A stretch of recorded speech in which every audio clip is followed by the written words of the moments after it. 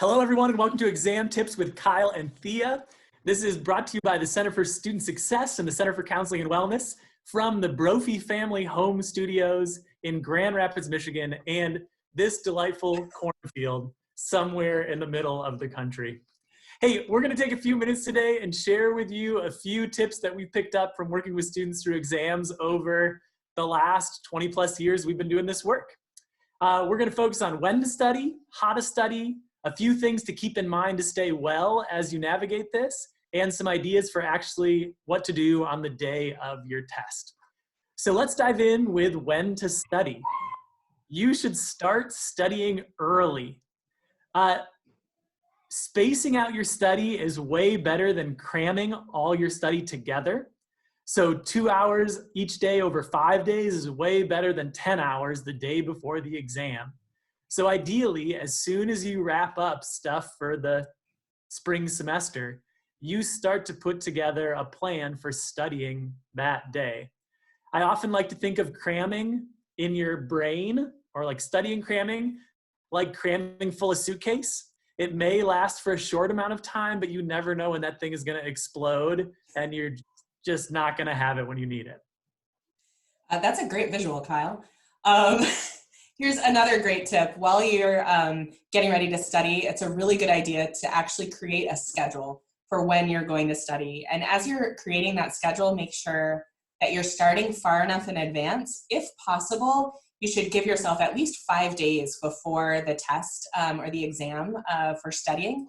And also, as you're making that schedule, try to be as specific as possible about what it is that you're going to study. So instead of just writing study down on your whiteboard or in your planner, say, I'm going to study biology chapters 5 through 10 on this particular day. That way you can not only hold yourself accountable, but also it's a lot easier for you to make sure that you're actually going to have time to study all the material that you need to study in order to prepare well for exams. Well put, Thea. The last one under when to study is, once you've kind of broken it up over a series of days, we also really encourage you to break up your studying into smaller chunks on that day. The human attention span is limited, somewhere between 17 to 20 minutes. So we would really encourage you to think about studying into those 20 to 25-minute chunks and then take a break. And ideally, that break is using senses that are different than the ones you've been using to study with. So if you've been studying off a screen, try not to take your break going on Facebook, but try to do something where you're not looking at a screen. During those breaks, getting something to eat, going around for a walk can be really helpful. And that will help you dive back in slightly refreshed again when you study for that next 25-minute chunk. Doing this will help you kind of study for a longer period of time and get the most out of those days when you're studying. The other thing I would say is, when you take a break, think about something that actually is going to be refreshing. Sometimes going through your texts or checking Twitter is really refreshing. Other times it just feels mindless. And then when you go back to studying, you're like, oh, more of this. So think about what'll be effective breaks that you'll enjoy, and that'll fuel you for those small bits of intense studying. It's kind of like saving dessert for the end of the meal, right? You know that something good is coming eventually. So just as important as when to study is actually how to study. I'm sure everybody watching this has had a moment where you sit down to study or read a textbook, and then a half an hour passes and you look up and you realize that your brain actually didn't hold on to anything that you were just studying or reading. And so thinking carefully about how exactly you're going to study is super important as we prepare for finals. Here's one tip: monotask. We hear so much about multitasking and juggling different things, but when you're studying for exams, it's really important to be able to focus on the task at hand. So that means maybe even going so far as like hiding your phone, closing the additional tabs on your computer, making sure that you're turning off the TV. I know sometimes it's good to work with background noise, but when you're studying for finals, probably not what you want to do. Maybe some music that doesn't have lyrics or something like that, that won't necessarily cause your brain to go off in a different direction. But as much as possible, make sure that the energy that your brain is exerting is being directed to the task at hand, which is studying for your exam. Around the house, I often have these handy headphones, which help cut out any extra noise and help me to focus in the moment. Love it. Also keeps people from talking to you. It's also true. And it's a fashion move, which is really nice, family. Another tip is try to explain course ideas to someone around or to the mirror. Oftentimes, being forced to speak it out loud will help you know whether you actually can explain and you actually comprehend that idea or not. We are notoriously bad at knowing how much we know, and forcing ourselves to try to explain it to a real person even better, but to a mirror, okay, will help you get a better sense of how well you know that thing.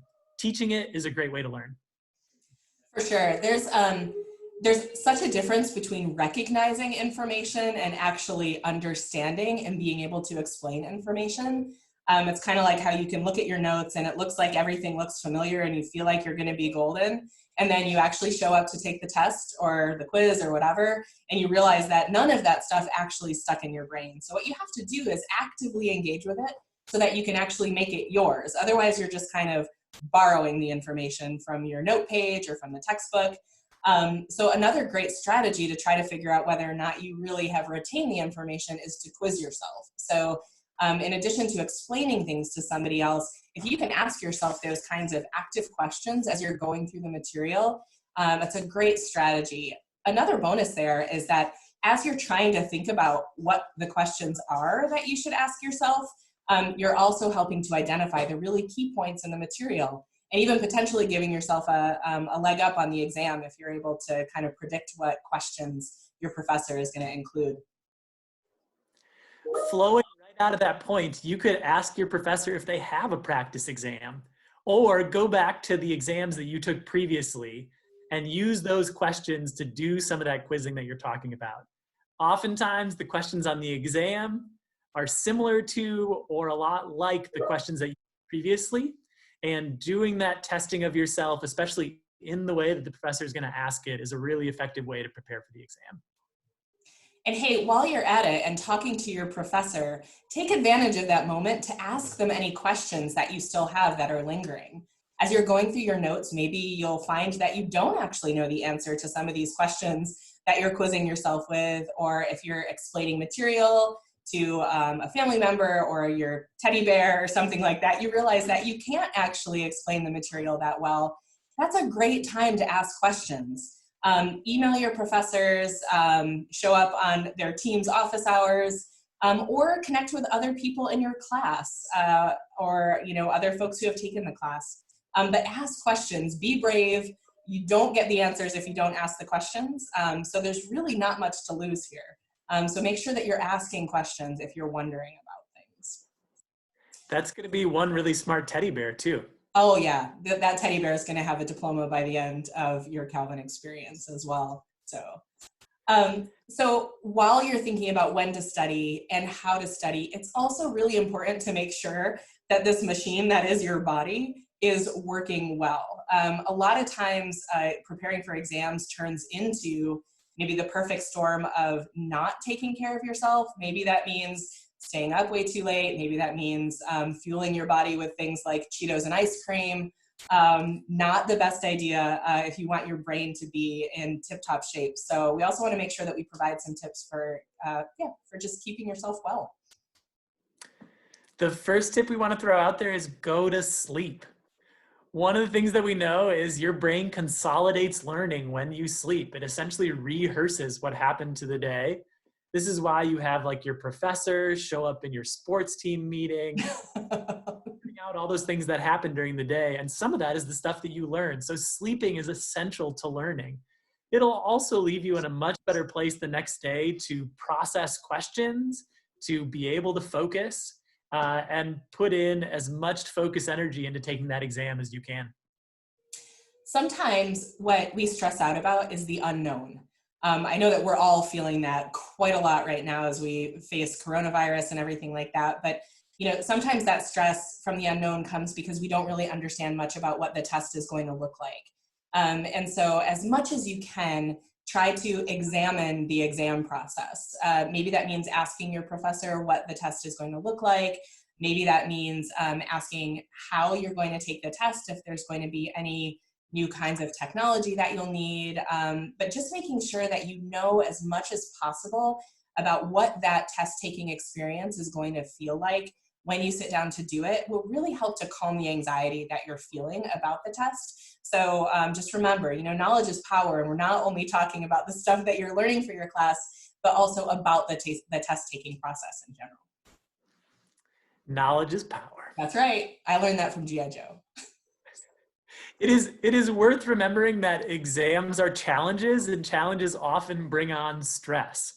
That will likely be part of your experience, and that is especially true in this kind of new context where you're doing exams. So first, notice that, know that it's going to come, be aware of the different ways that you're being stressed, and then also think well about what are the things that help you manage that stress effectively. One of the things for me is exercise, going for a run, trying to find a place to climb, trying to learn to handstand. Really anything fun or playful or active are some of the things that I use to navigate stress. It also might be talking to someone you care about and love. It might be making an enjoyable meal. Think about the things that help you manage stress, because it's coming, and be wise to kind of plan those out, which will help you get through this next couple of weeks of exams. For sure. Here's the other thing. This feels so important right now, and it feels like it's all that you're thinking about, but just remember that it's important to have perspective. This one test is not going to define your life. This one semester is not even going to define your life, though you are certainly going to remember it from here on until infinity. But sometimes we get really stressed out because we've made the stakes out to be much higher than they really are. As we kind of talk to ourselves about an individual test. So try to take a step back and recognize that, like, in the big picture, this one moment, it doesn't define you. And so keeping that perspective is just so important as you kind of prepare to jump into this final exam period. Completely. We want to end with a few ideas for actually the day of your exam. And the first one is you should eat and drink.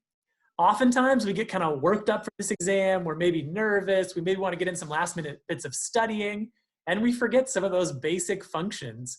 But your brain is 2% of your body, but it takes up 20% of the energy that you use. So fueling that thing with good water, good food, breathing regularly will really help put your mind in the best place to engage that exam. The other thing that's important that we're all experiencing, especially now as you guys are about to hear an Irish dance lesson in the background at the end of our video, is that we're competing for technology and we're competing for bandwidth.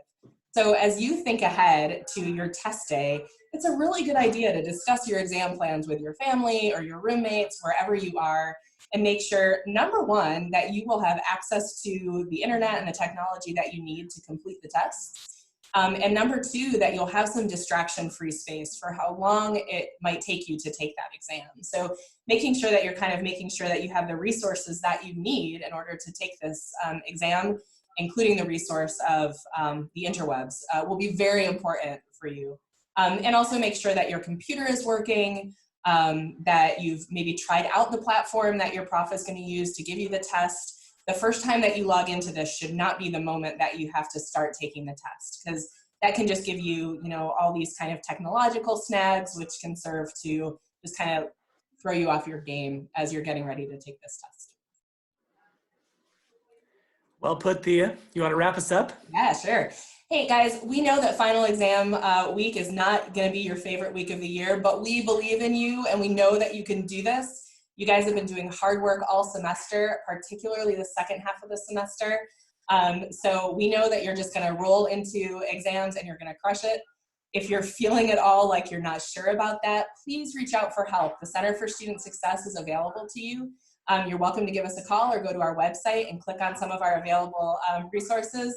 And yeah, as Kyle's glorious sign says, persevere, because you are amazing and we're excited to see what you can do. Agree. Good luck, everybody. Have a good finals.